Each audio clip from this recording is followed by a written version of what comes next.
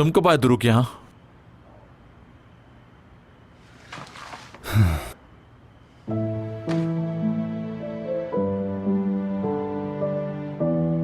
भाई, ये हयात की फोटोज आपके घर पर क्या कर रही हैं?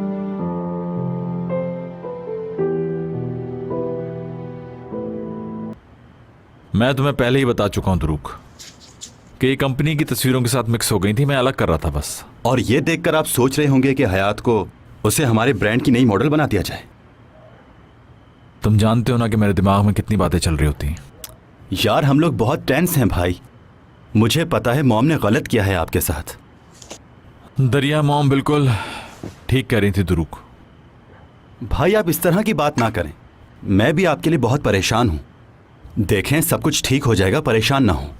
इन सब चीजों के बारे में ज्यादा सोचने से कोई फायदा नहीं पहुंचने वाला तुम्हें। शुक्र है आप किसी और लड़की से प्यार नहीं करते। जरा सोच के देखिए भाई, आपको किसी लड़की से प्यार हो जाता है और उस वक्त आपकी शादी का दिन होता है तो आप क्या करेंगे?